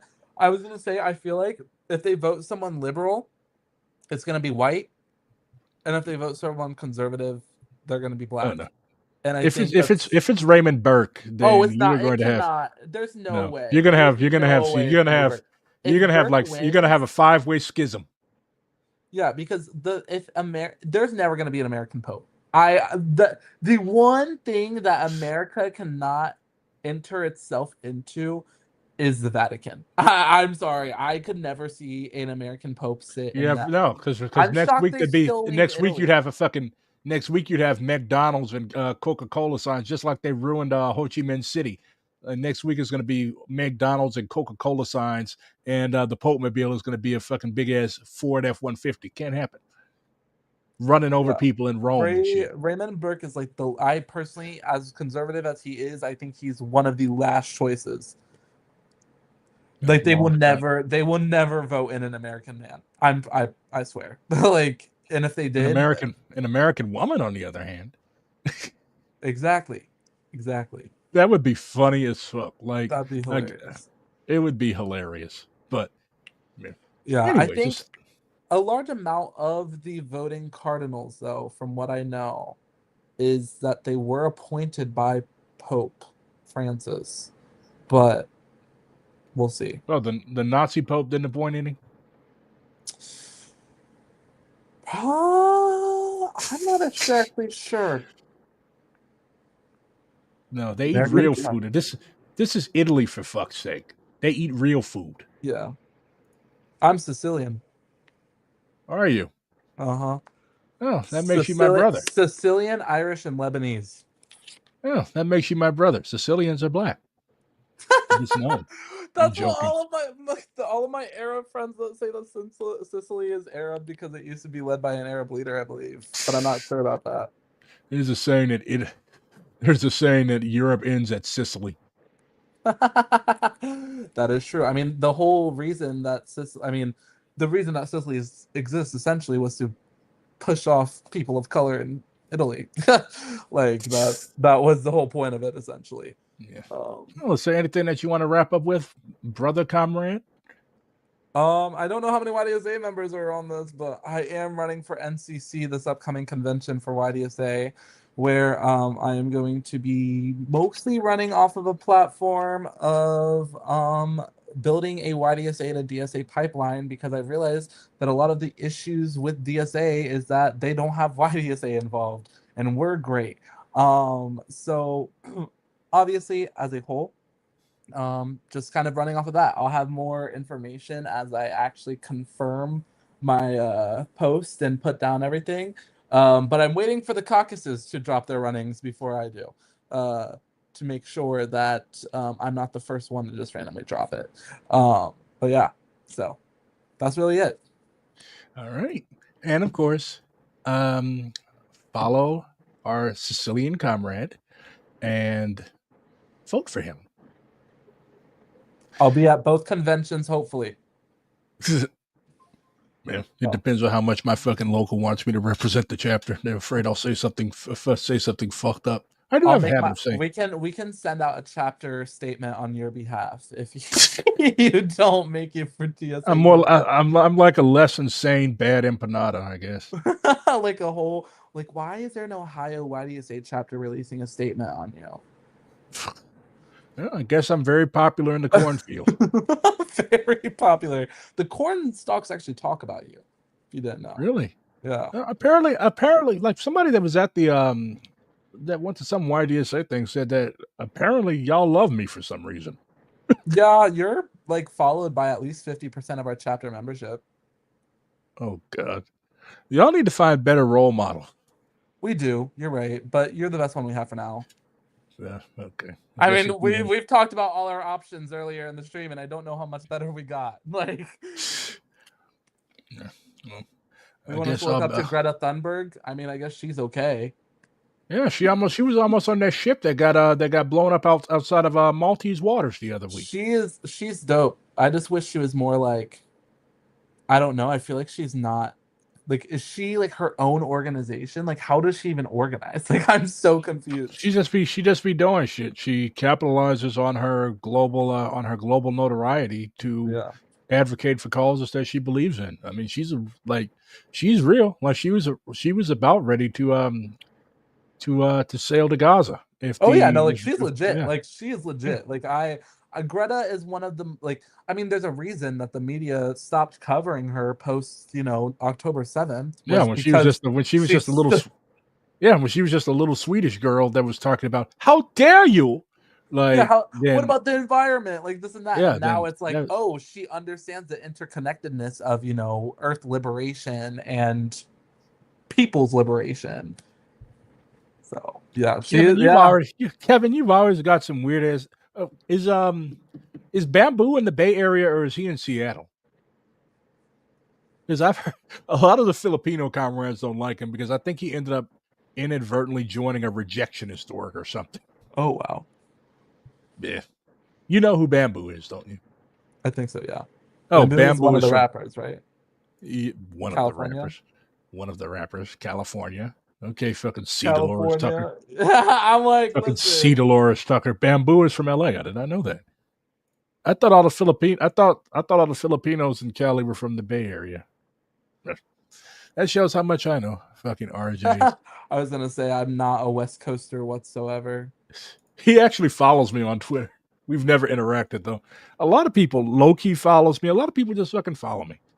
I have not gotten the Boots Riley follow though. That's crazy. Does Hassan follow you? Who? Hassan? Hassan does not follow me. That's crazy. Yeah.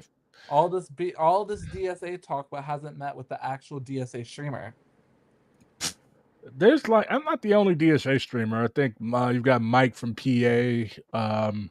New York actually has their own stream, like as a chapter. Oh wow. Yeah. There's a few people in DSA that do this. Yeah, we got YDSA DJers in our chapter. It's actually kind of crazy. And tattoo artists. Ooh. So that's where we have the specialties in, but that's it. Yeah, we need more people like you in DSA, like people that have actually seen some shit growing up. Like, there's too many people that are in the professional managerial class who are like, oh yeah, you ask them what their dad did. Oh, he's a doctor. Yeah. Oh, he's my dad's a lawyer. Oh, my dad founded Lowe's. Oh, my dad founded Home Depot. My granddad founded Home Depot. Bro, no, me and my mom collectively are $300,000 in debt. So that helps out anything. Yeah, enjoy being garnished. Exactly. Actually, the whole reason I'm not being garnished is because I'm continuing going to school. I guess. Oh yeah, that's one old trick. I guess a lot of people are gonna have to learn how to work under the table. Exactly. I will be doing that a lot. Yeah, you fucking take my fucking money I worked for. Yeah. Anyways, thanks for coming on, Max. Yeah, no, absolutely, anytime. And it was nice talking to everyone. I'm from upstate New York. Hassan not following me is revisionism. He has plenty of time for that fucking nutcase bad empanada, but none for bald Redguard. But shameful. I will see you all later. Nice talking to you. Adios, comrade. Adios. See ya.